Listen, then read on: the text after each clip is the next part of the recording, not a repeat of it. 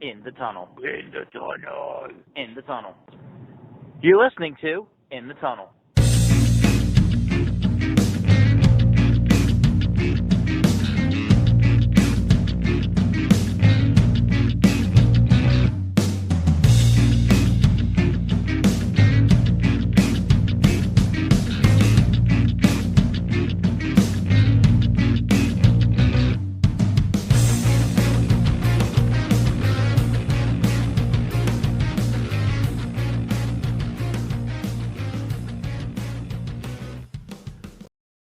Hello and welcome to In the Tunnel, episode number 95. 95. No, just as bad lighting on my end as any other episode. I swear I need like another lamp.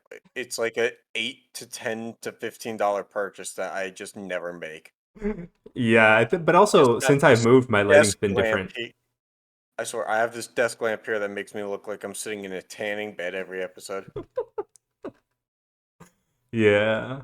Alright, so, the NFL season is on its last legs. We're preparing for playoffs.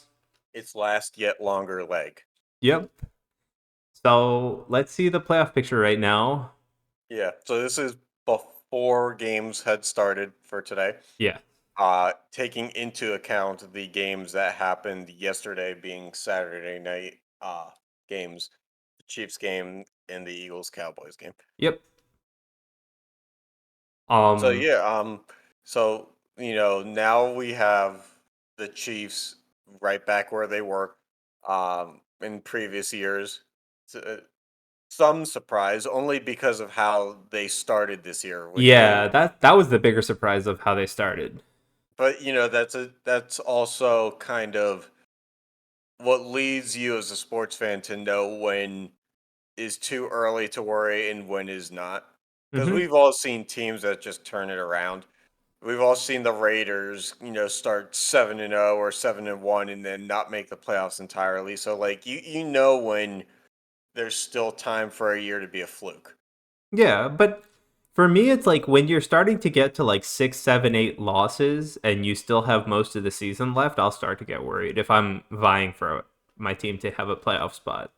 Yeah, and also on the other end of it, when you know that your team isn't very good, like with the Steelers last year, and you're like, you it feels like this wall is going to come down at some point. Like it just feels like being 10-0 just doesn't feel right. Yep. And then you get walloped by the Browns, which is always what you want to do with your life. Yep. Anyway, so yeah, we have Kansas City, Tennessee up top, Cincinnati, Buffalo, New England, and Indianapolis. Now, I believe Tennessee was holding a lead in the 1 o'clock game. If they won, I think they were moving into the number one seed Yeah, I think for the so. AFC. Let's see what happened there. Let's see here. Tennessee held on to win over the Texans 28-25. Yeah, so they're 12-5 at the moment, so they should have a better conference record too, right? Yeah, they should. Yeah, so they Um, should be up. because well, actually, yeah, because they'd be 8-4 in conference, Mm-hmm. which good for which is their focal point, and then Yeah. Yeah, so I mean Pittsburgh is they won today, so they're 9-7-1, and nine so seven one, and they make the playoffs unless the Chargers and Raiders game ends in a tie. yep. I'm of the mindset, and I've said this before, that the Steelers probably should not have been trying to make the playoffs this year. But here we are, and I can't wait for them to get their shit stomped in like they did last year. Because they're going to play a team like a Kansas City or like even Cincinnati. I feel like if they go into Cincinnati, they can't guard Yeah. Boyd and Chase and Higgins, and it's over. Yep. This is an early exit. As I call it, it's delaying the inevitable for you know a team that probably wouldn't have won the last two games unless it was Ben's last two games. Yep. So I Um like it. I mean on the NFC side, no surprises really. Oh, and also the Colts are now out. Yeah. because they needed a tie or Baltimore to win or to have won against Jacksonville. Jacksonville being the worst team in the AFC, who How'd they pummeled the Colts. lose? It wasn't even close until the end. Yeah. Like it was 26-3. The Colts got a garbage time touchdown Oh, and okay. 2-point conversion. It was never actually close. But Okay. anyway, on the NFC side of things, it's kind of sad to me. Like New Orleans shouldn't have a chance to make it. They've just been so banged up this year. Don't they make it? They're in 8th right now. I Oh, don't yeah. know what it's like because if they win, they technically have the same conference record as the Eagles. I Uh-huh. don't know if they played head to head, but But let's aren't see. they going against San Francisco? No, that's the Rams. Oh, So okay. let's see here. Trying to pull that up. What else you got in the interim? No, I mean like all the bad teams are still bad. But like I don't know. I think the only interesting one is Pittsburgh is definitely going to make it. So it's really between Las Vegas and Los Angeles who makes the other spot, right? Yeah, I think at this point it's more of a whoever wins is in, whoever loses is out. Yep. But No let's collusion to tie just so Pittsburgh doesn't make it. I mean they play in the same division. I feel like it doesn't help. I know, I know, I know.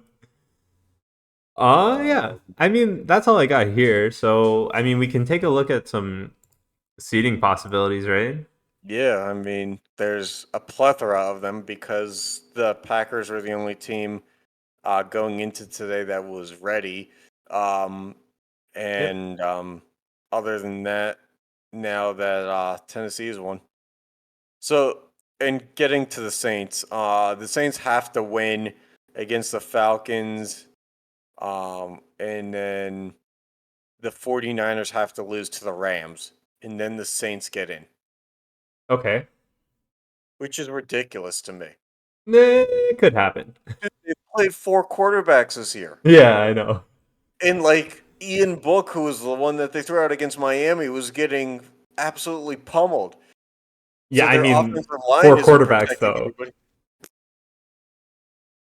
So, yeah. I mean, out of It's not this, right for like, the Eagles to be there either, but like the Eagles at least have a winning record. but like out of these seeds, right? Like Arizona's probably fifth. I don't think they go to two or second or third. Why not? I don't know. I They just, have the tiebreaker over Dallas. oh, they do. They beat Dallas head to head. Okay. But so whoever wins Los Angeles and Tampa Bay gets second, right? Yeah, I believe so. Okay, and the other one will get third or fourth, probably. I don't like what I don't like how complex this is. This 18th game is really fucking with me. 17th game. God damn it, Sean. I swear to God. This Yeah, extra game is fucking with me. yeah. Hey, the good thing is nobody can have a 500 record anymore. Yeah, in terms of percentage points, Well, when you actually, look they at can with only a tie, when right? well, no, because a tie is credited as 50% of a win. So it would Yeah, but be 8-1. That's not true. oh, oh If you're God, looking at only wins and losses, because like, a tie is technically neither. see, I don't know what the definitive answer is because nobody in the history of the NFL has actually done that. But like, if they had, actually, would the Ravens be there now? No, the Ravens didn't tie. Ah, fuck. If only the Lions were 8-1. I mean, Because yeah, it's they would be whatever. the only fucking other team that tied with the team this year. Yeah, If the Steelers lost, I could have given you an answer. yeah. Actually, no, they would have been 8 No, 9 and 1. yeah, they would have been 8-9. I don't like this, man. Yep. I swear to God, I'm gonna get thrown back into basic math. I don't know the Steelers end 9-7, right? 9-7-1. Yeah. Yeah. Okay. They could have. If they lost, that would have been 8-1 then, right? Oh, I guess you're right. But So yeah. So here's what the standings could possibly look like. nine, So 7, and 1. yeah. Let's 8, 8, and 1. let's see how fantasy players did this year. Okay, so yeah, Cooper Cup, who would have thought that guy who's on pace to break the record for having yards in a season was going to lead the way. And let's see, you sent up some links before we started recording on draft position here. And let's see where Cooper Cup actually ended up being at. Yeah, he was kind of low because I'm pretty sure Devonte Adams was Okay, so higher. Fantasy Pros has him at number 51. And Yeah, CBS has him at 46 at yeah, average of 48.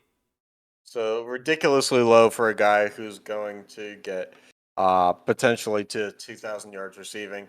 Also because he has Matt Stafford as a quarterback, and Matt Stafford loves throwing to wide receiver number one like it's nobody's business because Yep. he got Calvin Johnson that same achievement. Yep. Josh Allen, because he's dual threat, and probably only because he's dual threat now, and Yeah. because the Bills have really no running backs that have stepped up and become the solidified number one. Um, Yep. Takes on that one. Justin Herbert, who I had and can tell you that he's also had some dud games, was apparently number three. I would have wished that that was a little bit more in clutch time, but here we are. Consistent. Number four being Tom Brady, because when you piss off the goat things happen. Um, Yeah, and Jonathan, we see our Jonathan first running Taylor. back in Indianapolis is Jonathan Taylor. Yeah, his ADP was around 11 on CBS, 10 on Fantasy Pros, Yeah. or 9 on Fantasy Pros. I think I got him around 10. Yeah. So, I mean, he was huge for a running back to not be in the top three, though, is kind of interesting because normally running backs and wide receivers kind of run the top three. The theory is always that a quarterback can get you the same amount of points in middle rounds. Yeah, I mean, we've had three quarterbacks in a row, and then at six we have Mahomes. So quarterbacks are really stepping up. Yeah, but is Mahomes' thing because of It's because, at the start, yeah, and also because of they just love running the ball to any scrub that you've never heard of. I yep, sort of got. I thought Frank Gore's son was playing against the Steelers. It turns out it was Derek Gore. I was like, okay. I think it was far more likely still to be Frank Gore's son, but who knows? Because Frank Gore's son's that doesn't really matter because only the last name is on the jersey, but is Frank Gore. yeah. Any surprises in this top 20 or letdowns? I'm still kind of surprised with Joe Burrow, but now that we've seen how he utilizes receivers, I'm no longer surprised. Um, I am a little bit surprised with Jalen Hurts being up there though, because of Yeah, how inconsistent the Eagles have been, yeah, uh, and the fact that he didn't play last night. Um, it's a little bit of an interesting one, and yeah, I don't know. I'm actually kind of surprised that Joe Mixon is as low as he is. Because with that offensive line and how they spread out the wide receivers, you would have thought that Mixon would get the ball a lot yeah, because it would have been a distraction away from what was going on. But I guess, strange things happen. definitely. What surprises you? I mean, I didn't expect to see this many quarterbacks that high. If you include Jalen Hurts in 11, what we had like one, two, three, four, five, six, seven, eight quarterbacks in 11. Hmm. I think that overall is more surprising than anything else. Like, Yeah, if you told me there were 8 and 15, I'd believe it more. yeah, I would agree with that. And what's your thoughts? Because I know everybody loves PPR for the points per reception sometimes, but does it piss you off that like guys can have running backs with 40 yards but like 10 catches? Nah, I mean, If you're I just going don't know if against you it or should not. like in a PPR league, right? Running backs that catch are more valuable. Right, which is why Austin Eckler is up on this list. Right, exactly. And it's just a different game, right? In a non PPR league, you would probably never see Austin Eckler. Right, and you would hope to. I mean, actually, you probably would because he's still Well, top on y- one running back, but it means something else there. yeah, yeah. I mean that like you're not gonna get that 10 catches in one game for 10 points, Right. right? So you're not banking on Austin Eckler. You're probably not drafting him as high. Hmm. But boy, would it be fun. Yeah, but like again, it's all like a strategy, right? In PPR, you're looking for catches more so than anything else, basically. So the whole dynamic of like a running back changes based on between a non PPR and a PPR league. You have a point. All right, let's move on. One more here. Yeah, so you want to move on to the MLB? Yeah. So, we have no update with the MLB lockout.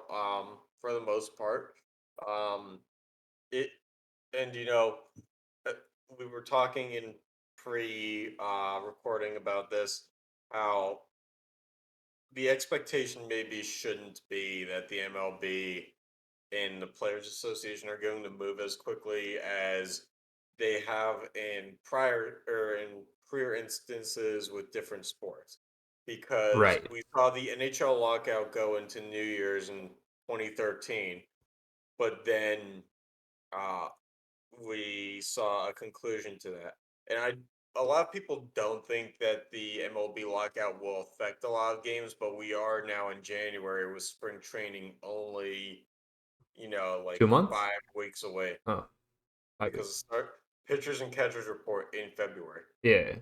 So, it's interesting now because you didn't see a lot of free agency. You saw some splash deals before the fences went up, so to speak. But where do we go from here? And don't get me wrong, of all the sports I'm going to miss, baseball's probably like, if a lockout happened, it's probably because not necessarily because of the NBA, but basketball, football, hockey, and then baseball. Yeah. And I it's just because baseball brings the least amount of energy to the game. yeah, I'm gonna be straight up honest, and it's like I literally would only turn a baseball game on if it was the only thing going on. I mean, yeah, and look, it's not like replacement umpires or something because we saw how bad it was when the NFL had replacement refs. Yep. And like the lockout there wasn't necessarily with players, it was more with refs. But I don't know. Like baseball, I feel like can pick up and not really miss a beat. Yeah. I think it'd be a lot different in any other sport. But also, I think that they don't need a 162 game season or whatever it is anyway. I think what was great about last year. I don't like the 7 inning double headers Oh, those are bad. because like you feel like you're cheated out of a ticket that you bought like a month in advance. Yeah. But if they did 9 inning double headers and like had scheduled double headers, that would increase ticket sales because you can charge a fraction more. You can charge 40% more on the ticket, but you get two games, and that would be more appealing. But then you'd also drive concession sales, I guess. But that's all those numbers are. Yeah, but that's a different thing because like having seen a doubleheader before, it was it's a lot of fun because you don't have to leave the stadium right away, and they turn around and play another game within like an hour and 10 minutes. Mm-hmm. Um, Now that being said, The lockout does stand to do better for other teams who aren't always in the postseason. I think one of the big subjects is a salary cap floor, Yep. which would be great if that ski resort owning motherfucker out here was required to spend $70 million a year, because you can't actually say that having a $35 million payroll for the year is Competitive. yeah. No. It- and then to stand in front of fans and stuff and be like, oh, we believe in being a small market team and this is how we do it and it's proven to work. It's like, yeah, it proves to work for 3 out of 20 years. So Yeah. you can't say it's proven. I don't know. That be what do you think is more likely to happen? That we get a cap floor, or that we get a See, I a don't think market neutral cap ceiling? I don't think that the owners want, or at least if you're Pittsburgh's owner, you don't want a cap floor. Yes, but if you're a Pittsburgh fan, you do. But who's negotiating this? It's the MLB, which is the owners and the MLB and the players, right? Which Right. one of them? But the players would be on the side of a cap floor No, because but that they would be allows on. them to get They paid wouldn't more. necessarily care about a cap floor. They would care about minimum pay increase, which is completely different. It's different in the minors, but in the majors, a cap floor means that once you hit free I know, agency, but you're looking at the two sides, right? And if you look, right, a majority of MLB players are not major league players. So objectively looking at it, I don't see a cap floor being a thing. Or at least it's not what either side would be gunning for. They would try to get other things, and if we end up in some sort of cap floor situation, that would be a middle ground. But I don't think that it's something that the players or the owners in the MLB would go for. unless it is the minors are part of the major league payroll, in which case then the Yeah, but players there's no way the like owners would do that. right. I'm just saying that's the one case where that drives up minimum pay, Yeah, because but again, a team like the Pirates would be more likely to pay their minor leaguers more so they don't have to pay their major leaguers as much, I guess. which is competitive balance within payroll, but But not within an that's actual just field of one a team. team, right? Like the Well, it would be the same with Baltimore, with Kansas City. Um, Royals really are that low? yeah, in terms of payroll. Okay. Tampa Bay, Yeah, I know. We didn't know about Tampa Bay, but like you have Boston, Yankees, Miami, LA, both LAs, or like Miami. my that Miami for low because no, but they like you just have. go I'm talking punting. about high, right? In like Yeah, Boston, New York, either of them, right? You have LA, both of them. and that's the other thing about this is what's good for the game is competitive balance. And the MLB is the only sports league where they don't care about competitive balance, because they will sing the same song like a band on their retirement tour. It's like, there's not going to be any new songs. You just go for them to play the hits and then you go home. And the MLB is well aware of the fact that it's going to be the Yankees, the Red Sox, the Dodgers, and some of these other teams pretty much every year. And what would drive market value of each team, their fan bases, But the overall thing is, sales, who controls the, it's all in the interest of one thing, and that's money, right? right? And And so competitive revenue balance takes a backseat in basically all of this. Well, it shouldn't, But it, because it revenue does. sharing isn't done right in the MLB either.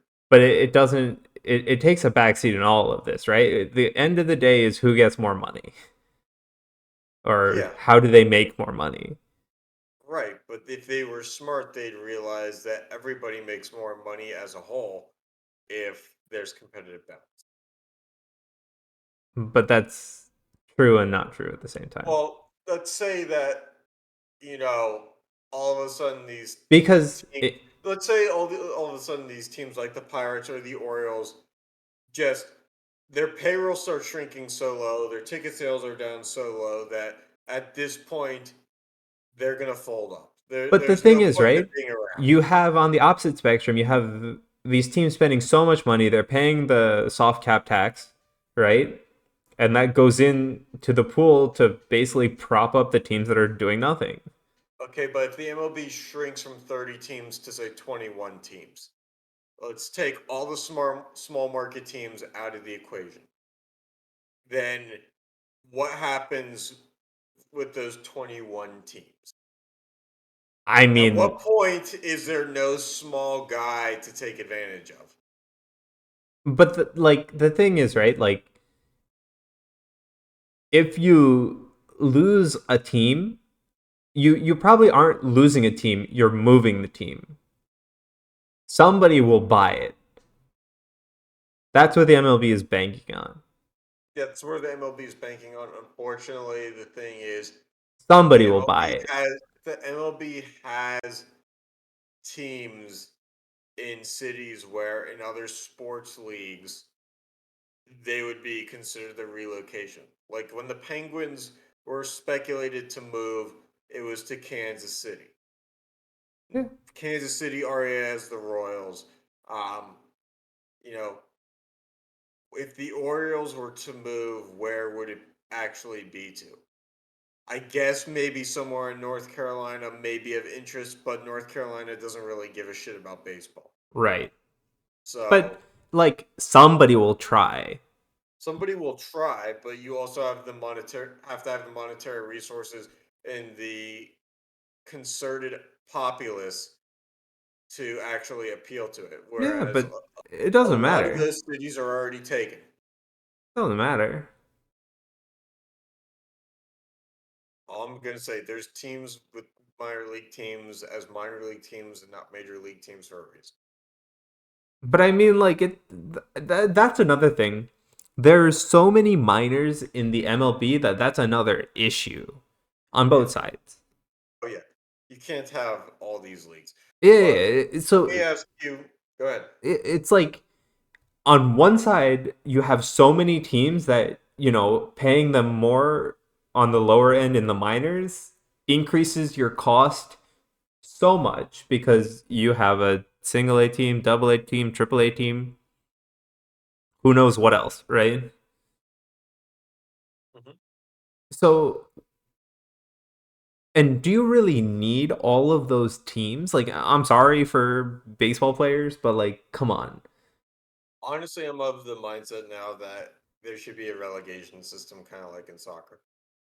But If you that's don't not going to win at work least, because I nobody's know, going to but pay into the like with system. well, but because you have affiliates within your systems, so like the Pirates have Indianapolis, stuff like that. If you can't outcompete, you know, if you can't compete outside of and like it would have to be long withstanding, not like soccer where it's like the first time you're in the bottom two, you're down. If you spend 2 or 3 years at But the what bottom of prevents the the Pirates rankings, from just firing all the Pirates and buying all the Indianapolis players? Or relegation. no, but they're never gonna. The owners will never go for it. Like it doesn't. What you're saying doesn't make sense for them, so it would never come up. They would rather But just let think the of league how sink. appealing it would be. But it doesn't matter how appealing it would be to us, right? We don't matter. All right, we have to move on because we can't spend 25 minutes talking about a league where there's been nothing happening. Yeah. But again, like, but at the end of the day, we as fans don't matter. It's the MLBPA and the MLB and Well, the that's owners. what's fucked up because it should matter. But it doesn't. So In go other on with your leagues, life. it would. In other leagues, it would matter. Not really. Not really. Anyway, we're looking at the NHL now. Stupid baseball. I fucking hate baseball so much because of the back end stuff. Anyway, so yeah, here's Fucked up it is. here's the current playoff probability as of yesterday, January 8th. It's like putting 1,000-piece jigsaw puzzle together of like a cloud. We are looking Like, it's all at white. NHL playoff percentages right now Okay. as of January 8th, which is yesterday. It is. So currently the Rangers have a high shot. The Hurricanes are basically in. Why don't you tell me about the devil shot, Sean? Hey, we're up to 5% from the 0.7 we were last time or You whatever. guys lost last night, and didn't Columbus like redo your? Or who did you guys lose to? Columbus, but we had 6 people on COVID protocol that morning. That's great. You do know that Columbus also memed your third jersey and with the cursive that just says jersey and put loser on top of it. Whatever, I really don't care. It's the third jersey. It's a lot of fun. Yeah, it's a horrible jersey too. Anyway, It's basically like somebody was like, okay, we have this black template of a jersey with the 3 white Adidas stripes. What can we do with this? And somebody was like, I don't know, just put the location on it and let's call it a day. Anyway, yeah, so the Pens, Rangers, Hurricane, and Capitals all have Does it bother you that the Rangers are good, like out of nowhere? not. I get that they made free agent signings, but They did more stuff than the Devils. Like, who am I to care? all right, what surprises you more, the Rangers being up or the Islanders being this far down? Islanders being this far down. They should not be this far down. They are down bad. How have they been recently? Still not that good. They did have the big losing streak. It's been painful to watch, even in their wins, I'll be honest. Their last game was on January 1st because of COVID. Yep. They won 3-2. Okay, so they did have a 2-game winning streak. Finally. Against the mighty Sabres and the Oilers with McDavid in there. Yeah, but the Oilers are another problem. They also have lost to the Red Wings. They lost to the Golden Knights, to the Predators. Dear God, they lose to all the bad teams. Don't worry. Did they lose to the Senators too? Dude, it's bad. Like, you don't want to know. They barely beat the Coyotes. That's what I saw.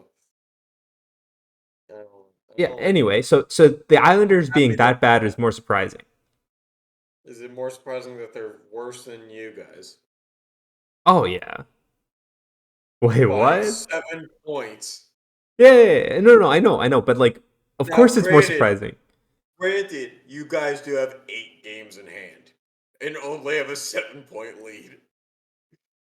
Yeah, but also, like, we are not that good. Like, do you see our team? We have Dougie Hamilton. Yeah, but like Dougie Hamilton was like a better signing than PK. Yeah, but we still have Subban. So it doesn't matter. Trust me, I know.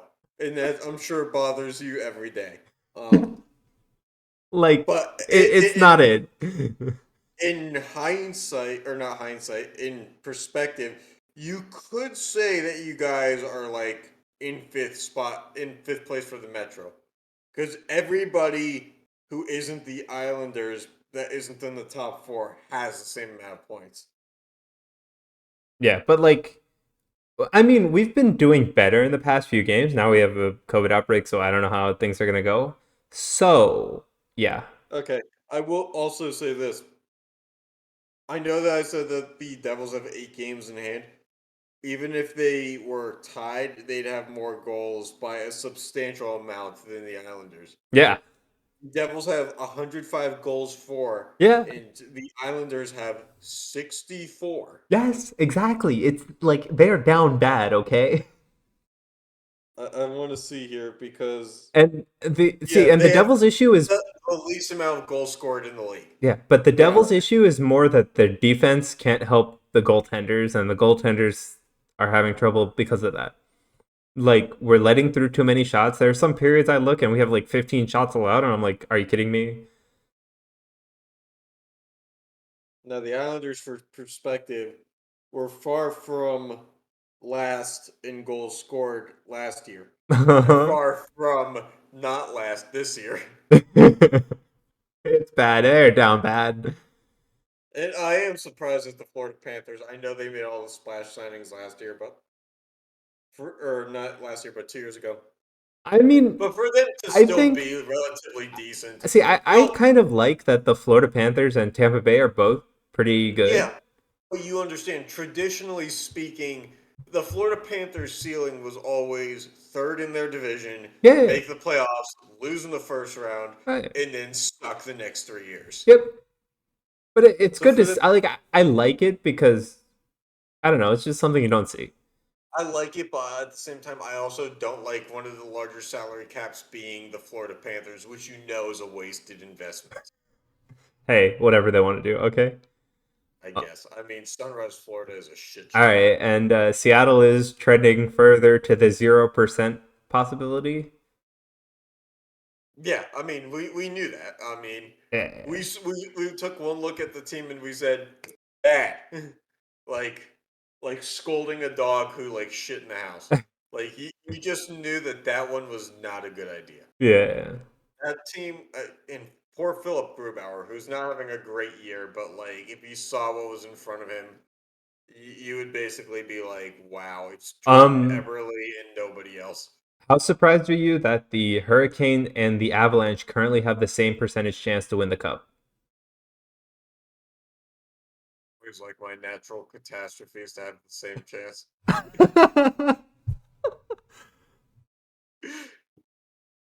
That's good. You gotta admit that was right off the top of the brain. Oh yeah, that was good. But like All right. seriously, like I mean, of the two teams, which do you actually think has a chance? Because the Avalanche have been like I don't the know. most I really solid. think that you should put more faith in like Tampa Bay to be Anybody else? back Yeah, or because like the Avalanche of the two teams have had the more. They've brought back more of the team over the past few years and like have made the conference finals. Whereas the Hurricanes made the conference finals in a year that they probably shouldn't have. yep.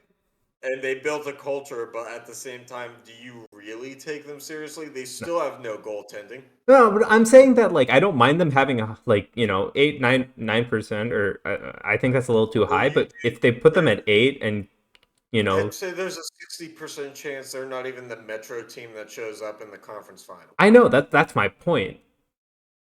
Whereas Colorado, I can see Colorado, you know, moving the nail a little bit and Yeah, doing a yeah, little bit more with it. I agree with that. But I still think like you still have like Calgary who's doing pretty well, Vegas, It, and it it's weird that Calgary is still good because when they got rid of Giordano, that was supposed to be like the beginning of the rebuild. the end. They're just still here. Yeah. So that was more my point. Like I do agree that I think the Avalanche have the best shot out of any team in their division, Hmm. but I think you still got to look out for Calgary and Vegas. Yeah, you would prefer not to though.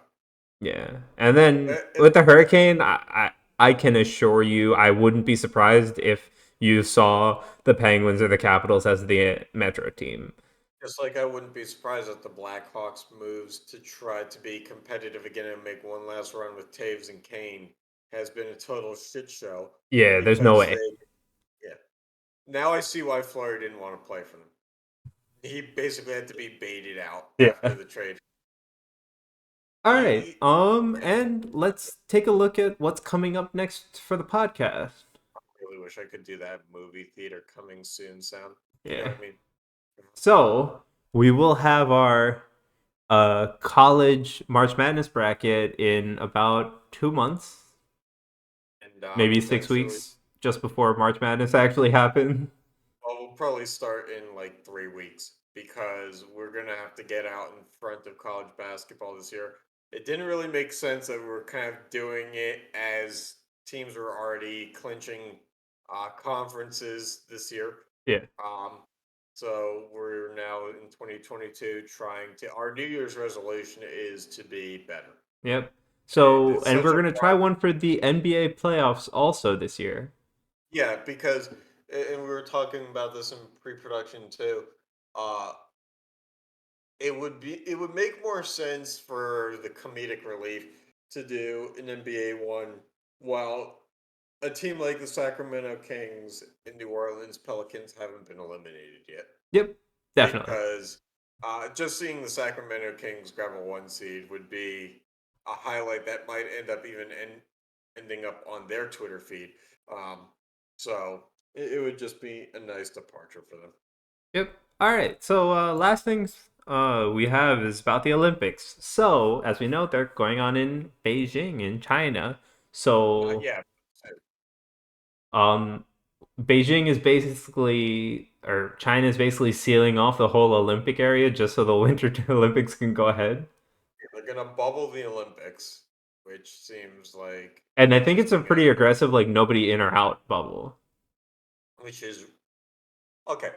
It works and it doesn't work because nobody in or out works if everybody in doesn't have COVID. Yes. It doesn't work if I don't know, and correct me if you're wrong, you have over 100 countries sending athletes from all over the world in. And then on top of that you have coaching staff, and Trainers. stuff. Yeah. And in which case it's far more likely that an outbreak is gonna happen. Oh yeah. But yeah, I mean there's a bunch of other things they could do, like, Yeah. Although it test did and work for the NBA. tests It only did go so work far for the too. It did work for the NBA, and all those players who went into the bubble were coming from different cities. But it's a little bit different in terms of how cases are being reported around the world. Yep. Because you told me China and Beijing are saying that they're not reporting any positives. There's a North Korea that you said. I'm You pretty said no. sure like North Korea was that one. Because Okay, they're the ones so that aren't going, right? right. And that's the other thing is the fact that North Korea was saying that Beijing has the COVID problem, so North Korea is not going. And that North Korea also said that Beijing was being hostile, which is its own thing that neither Sean or I really want to get into for the Yeah. security and safety of people around us. But yeah, just take that for whatever you want it to be. Yeah, so I mean I think the Olympics are kind of like you can't just cancel the whole Olympics, I don't think. So they're kind of needed, but at the same time it's like such a huge gathering that something's going to go wrong. It's normally a huge gathering, yeah. Yeah. All right. Well, you have anything to wrap us up with? No, I'm not really sure what else to say. We'll be back with some new episodes soon. I think for 2022. I think we're on our second episode in the past month. Yep. All right. We're So yeah, starting to ramp back up. thanks for tuning in and catch you next time.